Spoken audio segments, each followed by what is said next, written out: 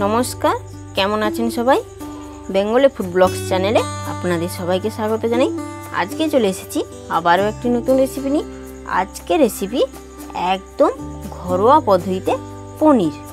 তো কিভাবে একদম সহজ সরলভাবে ঘরোয়া পদ্ধতিতে পনির বানাতে হয় তার রেসিপি আজ আমি তোমাদের কাছে শেয়ার করব। তো চলো বেশি দেরি না করে ভিডিওটি শুরু করা যাক। ভিডিওটি প্রথম থেকে শেষ পর্যন্ত দেখার অনুরোধ রইল। তো দেখো বন্ধুরা, আমি কিন্তু এখানে একদম ঘরোয়া পদ্ধতিতে নরম আর স্পঞ্জি একদম তুলতুলে কিন্তু পনির বানানোর জন্য এখানে 750 ml মতো লিকুইড দুধ নিয়ে নিয়েছি। আর এখানে কিন্তু আমি 2 থেকে 3 চামচের মতো লেবু রস নিয়ে নিয়েছি। এই লেবু রসটাতে কিন্তু আমি 2 চামচের মতো জল মেশাবো।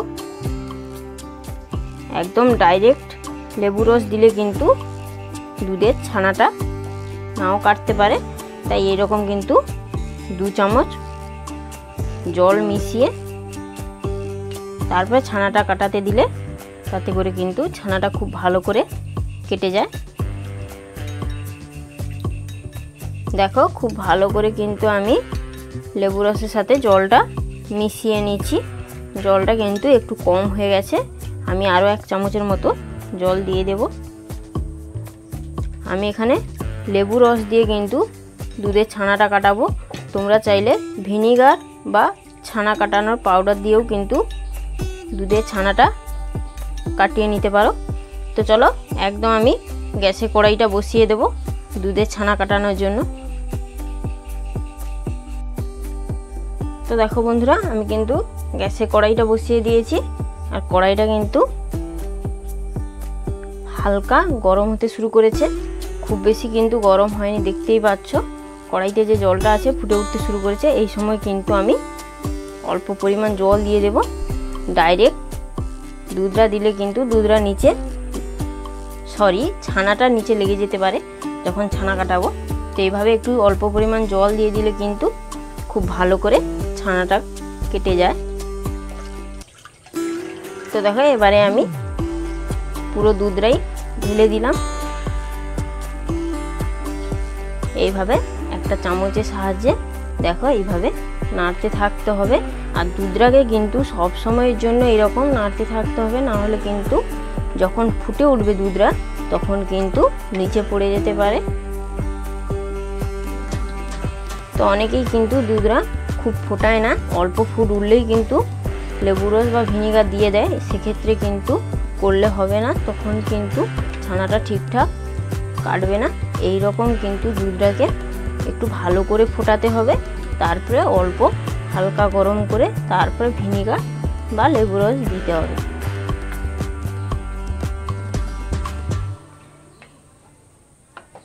তো দুধটা কিন্তু ফুটে উঠতে শুরু করবে, খুব বেশি সময় লাগবে না যেহেতু অল্প পরিমাণ দুধ আছে।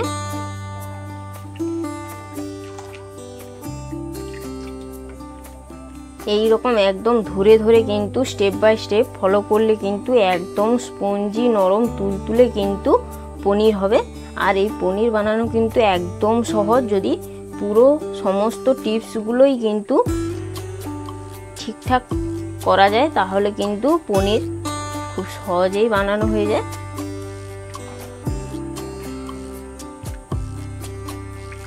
আর পনির কিন্তু নরম হয় এই ছানা কাটানোর কাছে। যদি ছানা কাটানো ঠিকঠাক না হয় তাহলে কিন্তু পনির ঠিকঠাক হবে না। তো তোমাদের ভিডিওটি প্রথম থেকে শেষ পর্যন্ত দেখার অনুরোধ রইল। স্টেপ বাই স্টেপ কি করছি সেগুলো দেখতে থাকো। তো দেখো বন্ধুরা, দুধটা কিন্তু ফুটে উঠতে শুরু করেছে। দেখো কত সুন্দরভাবে কিন্তু দুধটা ফুটে উঠতে শুরু করেছে, দেখতেই পাচ্ছ দেখো। আর এই সময় কিন্তু অনবরত এরকম খুন্তি বা চামচ দিয়ে কিন্তু নাড়তে থাকতে হবে, না হলে কিন্তু দুধটা একদম উতলে পড়ে যাবে। দেখো গ্যাসের আঁচটাকে কিন্তু একদম হাইতে করে রেখেছি আর এইভাবে দেখো খুন্তি দিয়ে কিন্তু নাড়তে থাকছি।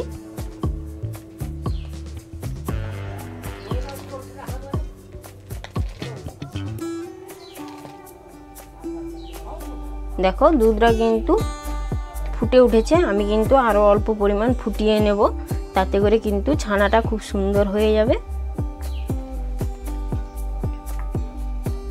আর এরকম একটু দুধটা বেশি করে ফুটিয়ে নিলে কিন্তু পনিরটাও খেতে খুবই ভালো লাগবে আর নরমও হবে।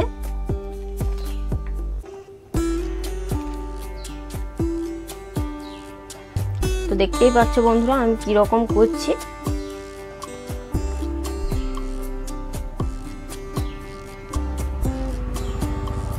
তো দেখো আমি কিন্তু নাড়াটা একটু বন্ধ রেখেছি তোমাদের দেখার সুবিধার্থে। দেখো কত সুন্দর কিন্তু ফুটে উঠছে, দেখো দেখতেই পাচ্ছ দুধটা কিন্তু খুব সুন্দরভাবে ফুটছে।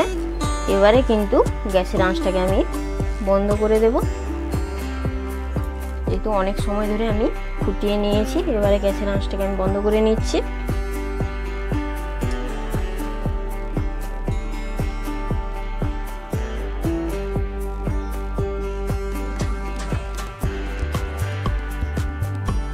দেখো গ্যাসের আঁচটাকে আমি বন্ধ করে দিয়েছি। আর এইরকম আস্তে আস্তে করে এরকম একটি চামচ দিয়ে খুব সুন্দরভাবে নাড়তে থাকছি, তাতে করে কিন্তু দুধটা অনেক কম সময়ের মধ্যে কিন্তু গরমটা অনেকটাই কমে যায়।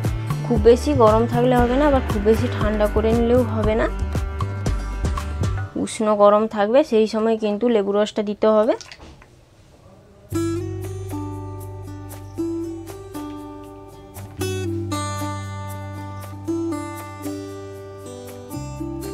তো দেখো দুধটাকে কিন্তু আমি নেড়ে চেড়ে অনেকটাই ঠান্ডা করে নিয়েছি।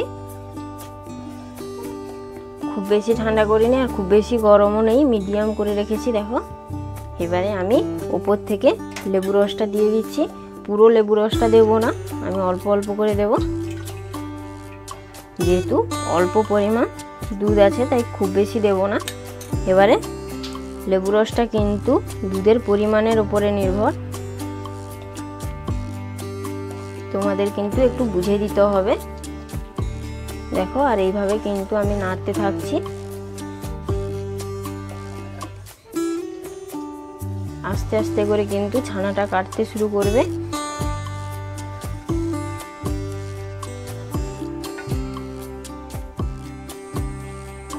তো দেখো বন্ধুরা আমি কিন্তু লেবু রস দেওয়ার পরে আবারও গ্যাসে চাপিয়ে দিয়েছি। দুধটা কিন্তু ফুটে উঠতে শুরু করেছে। ফুটতেই কিন্তু এইরকম ছানাটা কেটে কেটে যাচ্ছে, দেখো দেখতেই পাচ্ছ। এইরকম লেবু রস দেওয়ার পরে একবার এইরকম কড়াইতে জাল দিয়ে দেবে, তাতে করে কিন্তু ছানাটা খুব সুন্দরভাবে কেটে যাবে। ওই দেখতেই পাচ্ছ কতটা নরম হয়েছে। এবার এগুলো আমি একটি সাদা কাপড় বা ধুতি কাপড় নিয়ে সেটাতে ছেঁকে নেব। তো চলো ছেঁকে নিই। তো দেখো আমি কিন্তু এইরকম একটা সাদা ধুতির কাপড় নিয়েছি আর নিচে কিন্তু একটা বড় বাটি রেখেছি, এটাতে আমি ছেঁকে নেব।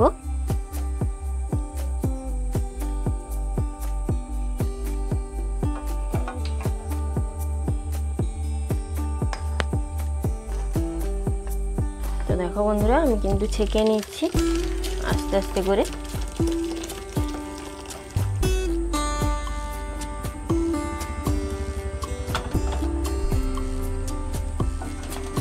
কড়াই লেগে থাকা ছানাগুলো আমি এরকম একটা চামচের সাহায্যে এরকম তুলে নিচ্ছি। দেখো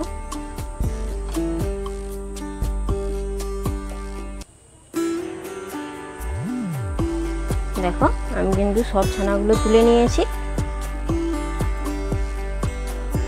এবারে খুব ভালো করে দেখো এইভাবে ধুতি কাপড়টা আস্তে আস্তে করে এইরকম নিয়ে নিতে হবে। দেখো এরকম আস্তে আস্তে করে নিয়ে নিচ্ছে।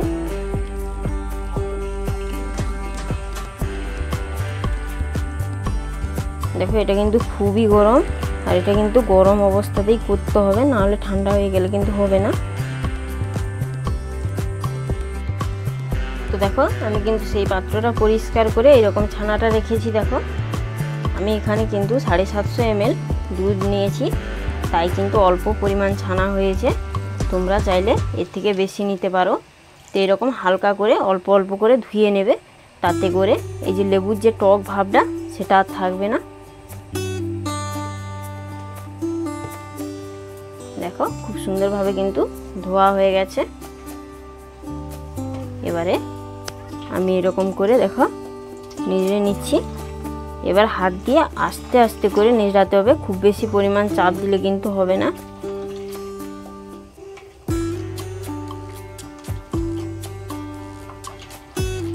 দেখো নেড়ানো কিন্তু হয়ে গেছে। এবার এটা আমি একটি থালার উপরে রেখে দেবো। তো চলো একটা থালা নিয়ে আসি।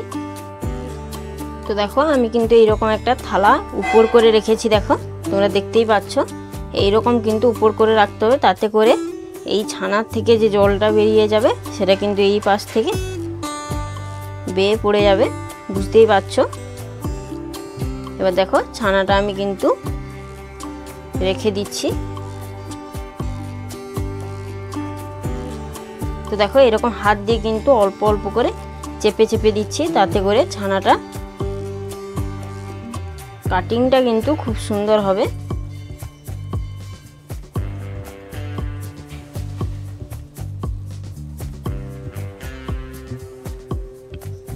দেখো এইরকম এক হাত দিয়ে এইরকম ধুতিটাকে, দেখো এক হাতে এইরকম সাদা কাপড়টাকে এইরকম করে ঘুরিয়ে দিতে হবে। দেখো হয়ে গেছে, শেপ দেওয়া হয়ে গেছে। এবারে এর উপর থেকে আমি একটা থালা চাপিয়ে দেব। তো দেখো একটা থালা নিয়েছি, এই রকম করে বসিয়ে দেব। দেখো এই রকম করে আমি বসিয়ে দিয়েছি। এর উপরে কিন্তু আমি একটি নোড়া নিয়ে এসেছি, সেটা বসিয়ে দেব। এর উপরে আলটিমেট একটু ভারী চাপ দিতে হবে, সেটা যে কোনো জিনিস দিলেই কিন্তু হবে। আমি এখানে নোড়া ব্যবহার করেছি, যেহেতু কম ছানা আছে। তোমাদের যদি বেশি ছানা থাকে তবে শিলটাও চাপিয়ে দিতে পারো, সেক্ষেত্রে কোনো অসুবিধা নেই। তো দেখতেই পাচ্ছ আমি এইভাবে চাপিয়ে দিয়েছি। তো নিচ থেকে আমি দেখাচ্ছি, দেখো। তো দেখো আমি কিন্তু নিচ থেকে দেখিয়ে দিচ্ছি কত কি। তো দেখো আমি কিন্তু নিচ থেকে দেখিয়ে দিচ্ছি কীরকম দিয়েছি। দেখো এই রকম দেখতেই পাচ্ছ, এইরকম সিস্টেম হয়েছে। এই রকম করেই কিন্তু দিতে হবে, তাহলেই কিন্তু খুব সুন্দরভাবে পনিরটা বসে যাবে। তো চলো এই রকম করে কিন্তু একদম 2 থেকে 3 ঘন্টা রেস্টে রেখে দিতে হবে। একদম ফিরে আসছি 3 ঘন্টা পরে।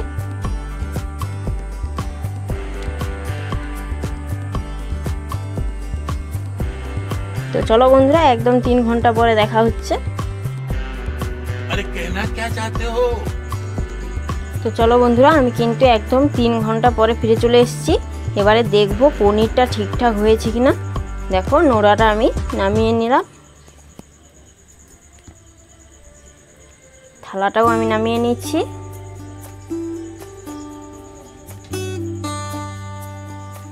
এবার দেখো আস্তে আস্তে করে খুলে দেখবো হয়েছে কিনা পনিরটা। তো এটা কিন্তু আস্তে আস্তে করে খুলতে হবে। দেখো এতটাই এর ভিতরে জল ছিল যে সাইড থেকে কতটা জল পড়েছে। দেখো তোমাদের দেখাচ্ছি, তোমরা দেখতে পাচ্ছ না। দেখো এই সাইড থেকে কতটা জল পড়ে গেছে, আর ধুতি কাপড়টাও কিন্তু অনেকটাই ভিজে গেছে। তো দেখো আস্তে আস্তে করে খুলে দেখাচ্ছি। তো দেখো কত সুন্দর হয়েছে, দেখো এটা। তো দেখো বন্ধুরা, এটা কত সুন্দর হয়ে গেছে। এটা কিন্তু আমি একটা প্লেটে রেখে দেব। তো দেখো আমি কিন্তু এইরকম একটা ছোট্ট প্লেট নিয়েছি পনিরটা রেখে দেওয়ার জন্য। তো সাবধানে একটু রেখে দিতে হবে, যেহেতু এটা আমি পাতলা করেছি। তো দেখো এবারে আমি ছুরি দিয়ে কেটে দেখাবো। দেখো এরকম একটা আমি ছুরি নিয়েছি, এবার কেটে দেখাচ্ছি। দেখো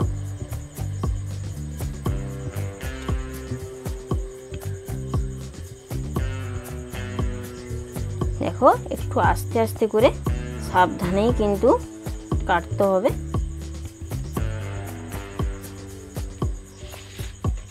দেখো এটা তো দেখো এটা কতটা নরম হয়েছে আমি দেখাবো। একদম সফট আর খেতেও কিন্তু ভীষণই ভালো লাগে।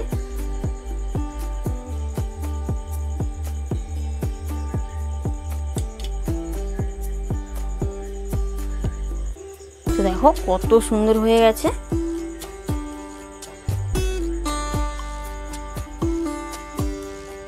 তো দেখো কত সুন্দর হয়ে গেছে, দেখো আমি দেখাচ্ছি কত সুন্দর কিন্তু সফট হয়েছে, দেখতেই পাচ্ছ কত সুন্দর হয়ে গেছে।